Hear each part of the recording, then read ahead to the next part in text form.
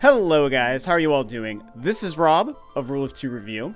Welcome back, and today we're going to do something a little bit different. There really isn't a whole lot of news or anything super exciting and like currently relevant that I really feel interested in talking to you guys about. So I'm going to make a video that I've been wanting to do for probably about a month now, and just kind of have one of those little sort of laid back fireside chat sort of kind of things, more like a personal video. And I just want to talk to you guys a little bit more about Metroid. Yep, it's really no more fancy than that, man. I just kind of wanted to pull the veil down, so to speak, even though the veil's normally down with videos that I make for you guys anyway. And like I said, just kind of do a little bit more of a personal kind of conversation and just talk to you guys about why I'm such a huge Metroid fan and how I became like this major Samus Metroid fanboy that I am today, and that I'm known as to a lot of you guys, which I'm actually really proud of. The fact that, you know, I built this little small YouTube channel and a tiny little following that I'm super proud of. And through that, I've kind of become known as this guy who loves Metroid and loves Samus, and Metroid Prime is my favorite game. And it's just kind of cool when you have an opportunity to put yourself out there like I've been able to do, again, with my small channel, Rule of 2 Review, and be known for having that kind of passion. I think that's really cool that YouTube and Twitter kind of affords that to us, to people who do this, and we all get to just kind of put ourselves out there and say, hey, I'm passionate about this, I'm passionate about that, and then people acknowledge that, and they recognize it, and they hopefully think it's great. And it's really funny, too. I've talked about this before. My actual biggest passion in life isn't even Metroid or video games. It's actually Star Wars. That's my favorite thing. But because Rule of 2 Review had kind of morphed itself a couple of years ago into a Nintendo-focused thing, it's really Nintendo and then Metroid that I love to spend my time talking to you guys about. So yeah, I know the personal kind of video may not be for everybody, but you know what? This is just what I wanted to do, you know? It's my channel, I get to talk about what I want, and today, I want to talk about me, because that's what I want to do. So that's kind of what I'm going to do. If it's not for you, I totally understand that, but I'm sure that some people will be curious to check this out, and I'm really excited to talk about this. So yeah. Metroid, man, it's my favorite series. It's my favorite video game franchise, and Samus is my favorite video game character. And yes, Star Wars is like my favorite passion and like nerd sort of thing outside of like playing music. That's my biggest life passion. But as far as like nerd culture stuff, it's Star Wars. But right behind Star Wars is Metroid and Samus. So that's kind of a little bit of where I'm coming from here. And you know, it's weird because I think for a long time growing up when I was like a teenager and even into my early 20s, I think I was probably a bigger fan of The Legend of Zelda. That was, you know, if you would have talked to me at like 18, 19, 20 years old, I probably would have told you, oh yeah, Zelda, it's the best series, it's my favorite franchise, Link is the best character, Ocarina of Time is the best game. This is even before The Wind Waker, which is now my favorite Zelda game. But, you know, back in the day, I would have said Ocarina is the best, and it's Zelda. Zelda's the king, everything else is just running for second place. And even after Metroid Prime came out in 2002, which again, reminder, is my favorite all-time video game, is the first Metroid Prime, this bad boy right here. I got this when I was, I got this for free from my manager when I was working for GameStop at the time. I had just started working for GameStop about 3 or 4 months before Metroid Prime came out. And so even after I played Metroid Prime, and I beat that game, and I was in love with it. I was like, this game is incredible. It's worth all these insane reviews. There was so much conversation about it happening. And the video game kind of culture was very different even back in 2002 because there was no YouTube. I think more than half of people were probably still on dial-up internet back then. I can't even remember. Maybe even most people. I can't remember at this point. But regardless, there just wasn't video content, there wasn't YouTube, there wasn't Twitter and social media. This is even before, like, MySpace, you guys. So people weren't putting their passions about nerdy things out there the same way. I mean, IGN was a huge website, and they didn't even have comment sections back then. So people weren't used to sharing their opinion in videos or in comments or tweets or whatever about stuff. But even through that, there was, with a couple of video game sites that existed, and to me, that was IGN and GameSpot, I think, back then. It's like people were just talking about this Metroid Prime game. And so when I beat it, I was like, yeah, this game was amazing. It totally is living up to all this conversation that I hear.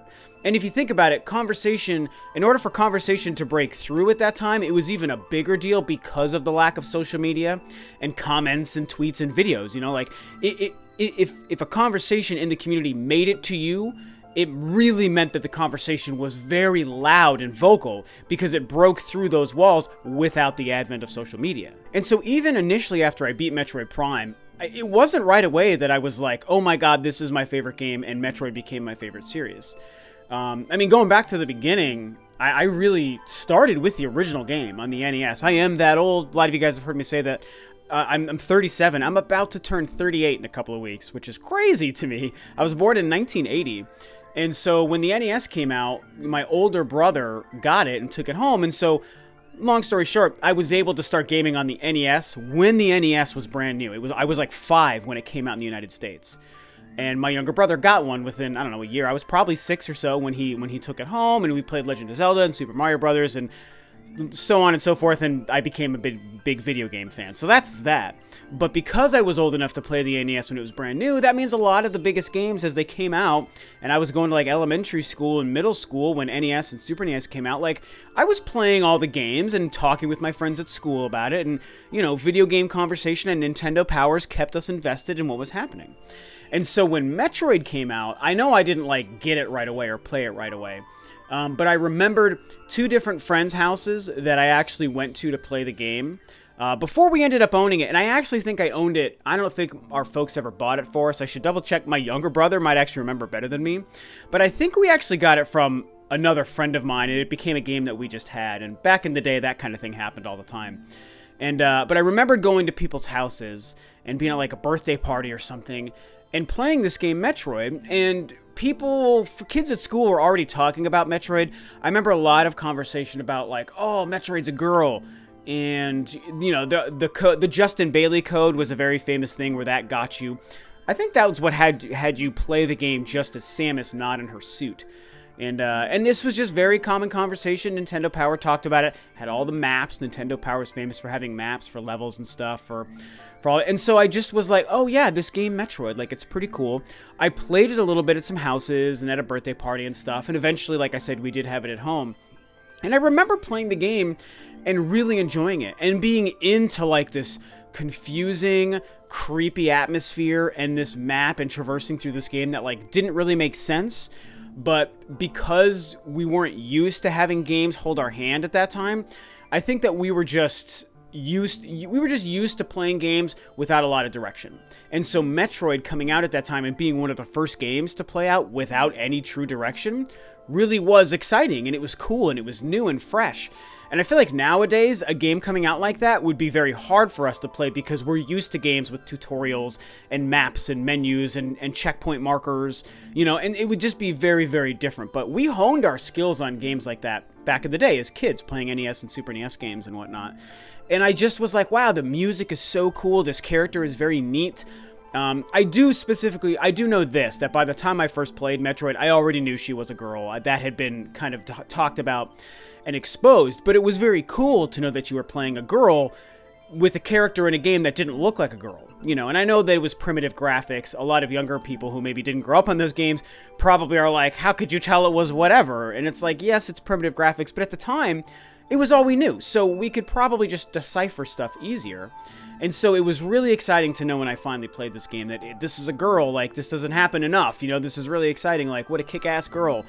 And again, the music, the atmosphere, the graphics, everything going on in the original Metroid was really cool. Now, Super Metroid is an interesting case to me because that is a game that I never actually owned. And I hate to say that, but it's true. I only ever played it for many hours on end at friends' houses. Because, again, back in the day, it's very different now, I'm sure, for kids with gaming. But back in the day, you constantly were going to your friends' houses or they were coming to your houses, just the normal way kids kind of hang out. But you're going and you're just spending hours in front of a Super Nintendo or a Sega Genesis or an NES going way back, and you would just play whatever games with your friends. You would trade controllers, you would talk a bunch of crap. We were boys, so we would just be punching each other and just talking all sorts of shit and just being dumb idiots. But that's how we would do it. So even a single player game like a Super Metroid, we'd go over to our friends' houses and I would play that game, you know, even though it's a single player game, and we would talk about it and be doing whatever, hanging out in our friend's room. And so I played a lot of Super Metroid, but I never beat it until many, many years later. I ended up having it, I was probably a teenager. I think it was, I don't even know if I had moved out, because I moved out when I was 19. And we did have a Super Nintendo in my first apartment. So I can't remember now if I beat it before I moved out or after, but around the age of 17, 18, 19, that's when I ended up beating it. Again, on like my friend or my roommate's Super Nintendo, whoever it was that had it at that time. But when it came out and I played it as like a middle teenager, 14, 15 years old, I definitely was like, cool, like a new Metroid. And, you know, I never played Metroid on the Game Boy. I knew that it existed, but I never played Metroid on the Game Boy. This one's Metroid 3, and it's Super Metroid, and Super Nintendo was so exciting. But Super Metroid also came out near the end of the Super Nintendo's life. We were already looking ahead to the Ultra 64. That was like the big thing. So even by the time Super Metroid came out, a lot of us were like focused on like this next console. So maybe that's part of why I never felt so dedicated to like wanting to buy it, or wanting to borrow it from a friend and take it back to our house, or making sure that I actually beat it at the time it was a new relevant Super Nintendo game, because I was just so focused on like Ultra 64 stuff, which eventually became the Nintendo 64. Again, for you younger guys and girls out there that don't know that the Nintendo 64 used to be the Ultra 64. And I think it was a smart move to change it to Nintendo 64. So yeah, very interesting. Super Metroid, by many accounts, many people would say the best Metroid game. A lot of people even say the best video game ever created, which is not a crazy statement to me. And weirdly, I didn't have a lot of personal experience with that game when it was brand new. It was many years later that I actually got more invested into Super Metroid. But by the time I did beat it as a later teenager, I mean, oh my god, of course it's amazing. They finally found a way to bring like a narrative into the game, which I thought was so cool. The 16-bit was just barely starting to scratch itself into like pretty decent narrative in some video games and stories, and it was really exciting. A Link to the Past, of course, was a huge example of that. And it was the coolest thing, and I have such incredible memories of the 16-bit era, and the Super Nintendo and the Sega Genesis, and then of course Super Metroid. Even though the Nintendo 64 was already out by the time I actually beat it, still playing it at my friend's house as a middle teenager, beating it again a couple of years later. I mean, it's just my favorite period in gaming ever, is that period in the early mid late basically the 90s. And it just was incredible. Now, obviously, at this point, that's when we skip all the way ahead and we get back to where I started with Metroid Prime and the GameCube, because, of course, Metroid notoriously skipped the Nintendo 64, even though Nintendo did start working on, like, a Metroid game that was, I believe, third-person. You can see pictures and maybe video of, like, the prototype they had. They were planning on making, like, a Metroid 64 game. It just ended up not happening, and it eventually became what Retro Studios made with Metroid Prime in 2002 for the GameCube. And so, you know, that whole time, to me, Metroid was just one of those Nintendo series. It wasn't like my favorite thing. I didn't really have much of a focus or attention on it. And then Metroid Prime came out, and I remembered, again, I had just started working for GameStop. I would have been 22 years old when Metroid Prime came out. And when it was getting ready to come out, there was a lot of buzz. It was like, oh my god, it's first person, it's 3D, this is weird for Metroid. And for me, I just had those couple of memories of playing Metroid on the NES as a little kid, and then Super Metroid as a teenager, and I was like, oh yeah, Metroid is one of those Nintendo series. Like, it's good. Yeah, I like those Metroid games. That's kind of how I felt. And one of the biggest memories I had was the music. That's something about Metroid games that just is like an integral part to the DNA of the games, and an integral part to most people's memories who are old enough to have played those games. And so when I thought of Metroid before Prime came out, I thought of the music, and I thought of like the weird, eerie vibe and atmosphere. And a lot of controversy with it being first person, but I didn't care. Like, I was also a big Halo fan at the time. Halo totally changed my life. I thought it was so great. And so I was like, cool, man. Like, I know Metroid. Those games were good, and now they're making it look like Halo. That's great. And of course, don't get me wrong, I'm not stupid here. I know that the games aren't really similar, Halo and Metroid Prime, but before Metroid Prime came out, when Halo was like the newest king of all things video games, like, it was the hottest shit in the world when it came out, you guys. And so it was, when Metroid Prime was being previewed, I was like, oh my god, they're making Metroid like Halo. That is so cool. I was excited. Other diehard old school fans were very upset and angry about it. But then it finally came out, and I was very excited to have this brand new Metroid game. Like, oh man, I love those first two games. I can't wait to play this new 3D one like Halo. It's going to be so cool, you know? And I was living with two roommates at the time in an apartment. This is back in Denver. And so I kind of already talked about this, but over the period of a couple weeks, I played through that game, and it was definitely like nothing I had ever played or experienced. I beat the game. My mind was blown. I talked about it forever. I was like, this is one of my favorite games. Absolutely, for sure. Now, the following year is when The Wind Waker came out, and for a while, that was my favorite game of all time as well. And it's still my favorite Zelda game. And yes, I know Breath of the Wild's a better game, yada yada. I know, I agree, like, yeah, Breath of the Wild is like a better made game nowadays, for sure. And I don't think anyone's wrong for saying that's the better game. But for me, my nostalgic attachment to when Wind Waker was brand new and how that game made me feel, oh my god, so good. So it's my personal favorite. Like, on a scale of 1 to 10, like, Breath of the Wild is the better made game. But my personal favorite, with nostalgia included here, I don't care what anyone says, this nostalgia is an okay thing to accept. Wind Waker's my favorite game. The end. So, the Wind Waker came out the next year, and I was like, this is my favorite game ever. You know, also Metroid Prime is one of those really good games too. And so, weirdly, when it comes to Metroid, before Metroid Prime 2 came out, when I would, again, still working for GameStop, always talking about games, always playing video games, always buying games. I went to E3 in 2004 to play Metroid Prime 2 and other huge games.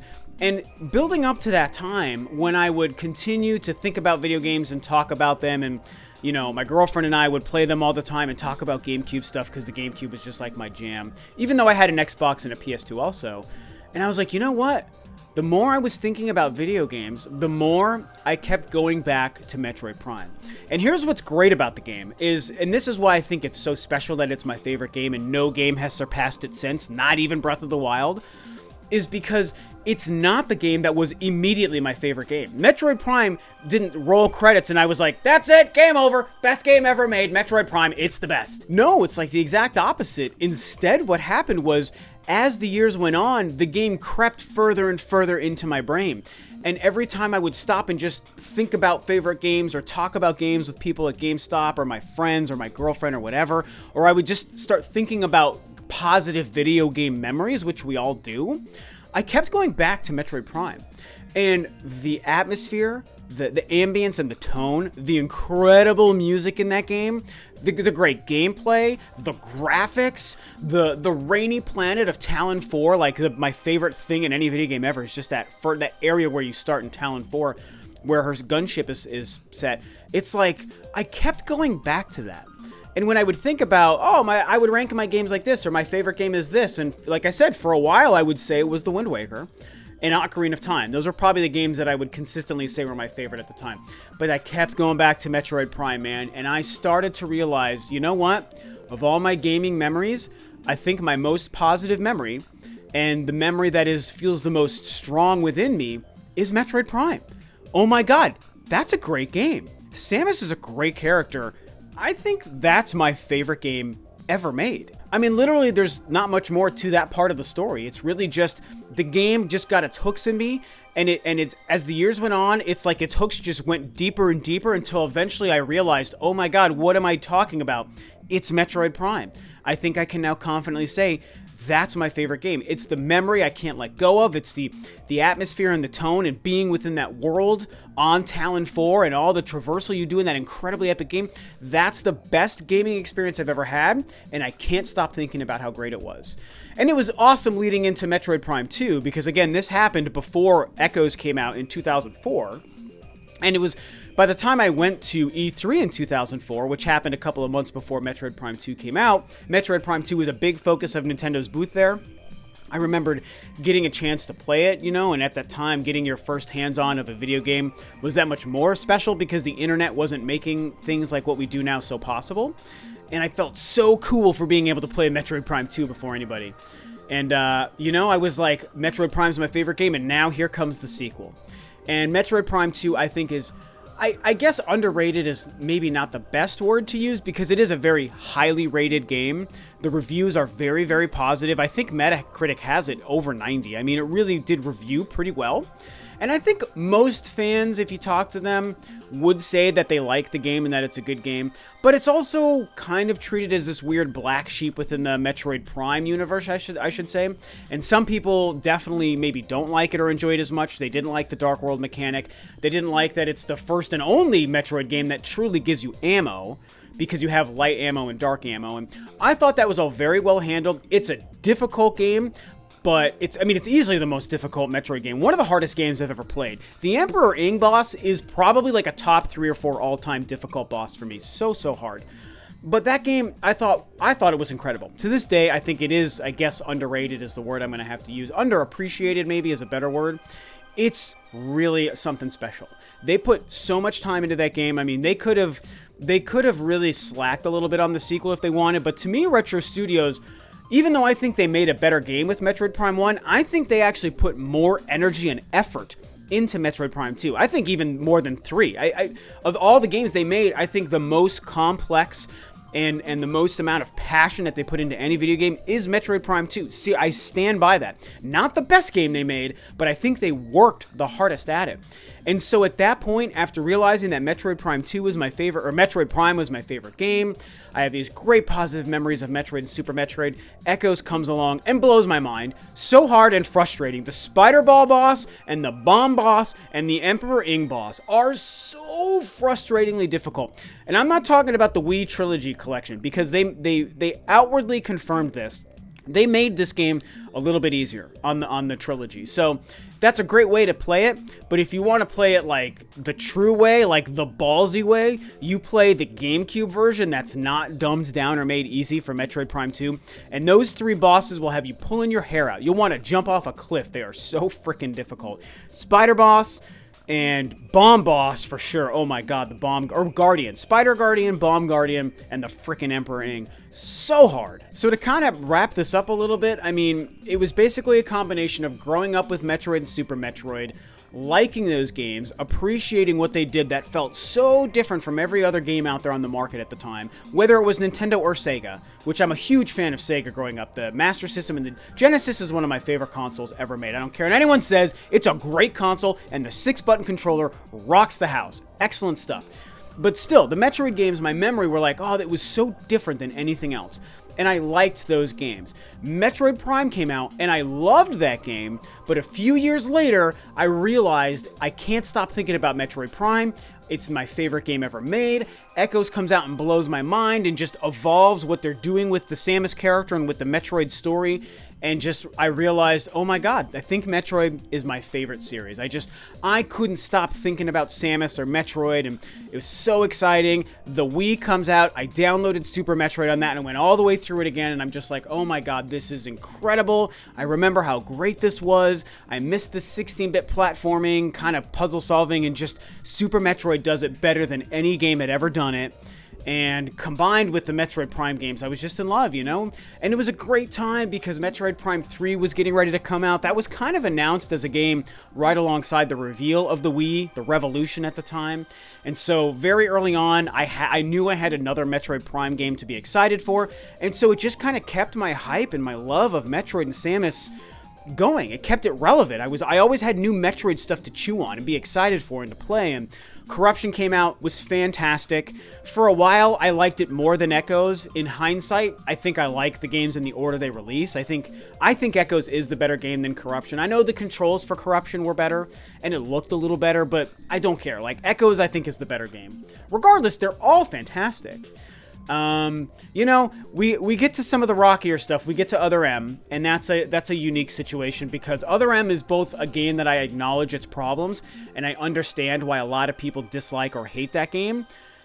But for me, even though I acknowledge that it has problems, I also still love it. I was so excited for Other M because when that game came out, 2010, 3 years after Corruption, I remember thinking like, man, I can't believe we have a new Metroid game to be excited for. The second Metroid game on the Wii. People forget, the Wii had 2 Metroid games, man. That's a huge thing. It had Corruption, and it had Other M, man. That's really fantastic. Not to mention launching with, you know, a port, essentially, of Twilight Princess, and then also closing out near the end with Skyward Sword, and also Xenoblade, by the way, and Lost Story. Really, really great library. I mean, it's lower on my list of Nintendo consoles, but it really did have some of the best games that they've ever made, without question. It did have a great library. And it had 2 Metroid games, man. Like, that's huge to me. And Other M was coming out, and I was like, oh my god, this is so cool. Like, at that time, like, Mass Effect 1 and 2 were making huge names for themselves by having a lot of story and great cinematic presentation. You know, that cinematic sort of element of gaming was becoming huge with Uncharted and Mass Effect, and they were doing that same thing with Other M. And I thought that was cool. I was so excited. I loved seeing the previews. I remember watching PAX previews of Other M and showing the gorgeous cinematics. What a beautiful Nintendo Wii game, by the way. Even if you hate the gameplay, Other M is a gorgeous game for the Nintendo Wii hardware 2010. Very, very excellent game. And all the cinematic, I just was so excited. I was like, this is a great way to try to continue to evolve Samus and continue to evolve Metroid. That's why I think I appreciate that game. For all of its faults, they tried to do something new, and they tried to take Metroid in a different direction. They went from just side-scrolling platforming to first-person puzzle-solving adventure to this third-person cinematic sort of thing that has a big story. And they tried to humanize Samus, and they gave her a voice, and they gave her inner monologue, and they gave her memories to ruminate on, to try to shape her character. Some of it really works, some of it doesn't, I totally agree. But the fact that they tried, and that I think they succeeded more than they didn't succeed, just made it a really fun, excellent Metroid experience to me. It's lower on my list, don't get me wrong, but I like the game. I've got it right here, man. You've seen every video I has that damn Metroid Other M poster behind me, and every once in a while someone comments and makes fun of it. And I don't care, man. I am not afraid to show my support of that game, and it just kept my love of Samus and Metroid going. And so that's probably a good point to sort of just end the video and the conversation, you know? I mean, these are the reasons why I love Metroid. This is kind of my experience and my history with the game and with the character of Samus. It goes back to when I was, whatever, 7 years old, I think I would have been, when it came out in the United States, 1987, I believe. And, I love it, man. I love it. And it's great because one of my proudest aspects of this, when I think about it and I put the pieces together, is how it's not like it just got its hooks in me right away. Like I said, it was just a really good couple of games from when I was a kid. Metroid Prime blew my mind, and it just organically grew within me as my favorite game, and then eventually my favorite series. And now we live in this great world where Samus is being put to the forefront of Nintendo. Samus Returns came out last year and was an excellent freaking game. I even think Federation Force is an okay game too. I recommend anyone who skipped that game because it was so frustrating at first when it came out. Now that we've had Samus Returns and we finally have another Metroid Prime game coming, now's a great time to open your mind up and give Federation Force a shot for what it is. It really is a solid game. It's a lot of fun. I think they made a quality game. It just had a horrible release structure. They just made huge mistakes with it in that respect. But yeah, man, we got more Metroid to be excited for, man. Samus Returns is amazing. Metroid Prime 4, probably 2019, maybe 2020, but I'm going to say 2019. And it's a good time to be a Samus fan. It's a good time to be a Metroid fan. So that's my story. That's my little personal video about why I'm such a huge Metroid fan. I would love to know what you guys think. You know, did my story resonate with you at all? Based on your age, you know, how far back do you go with Metroid? Are you a huge fan? Are you new to the series? Have you only played a couple of games? Maybe Metroid Prime 4 is going to be your first game. Maybe you have no interest or you just hate the character in the series. You know, as I like to say, all opinions are welcome here, man. This is why we do what we do. It's why I do what I do on Rule of Two Review. And that rhymed by complete mistake. So with that being said, this is it. That's enough of me gushing about my favorite franchise and my favorite series and character. But, of course, please discuss Metroid and Samus below. I want to hear all the stories you guys have. How far back do you go? All those good things. Talk about the character in the series below. And that is it for me today. Thanks, of course, as always, for tuning in, guys. Thanks for putting up with this weird little random personal video for me as I just gushed about myself.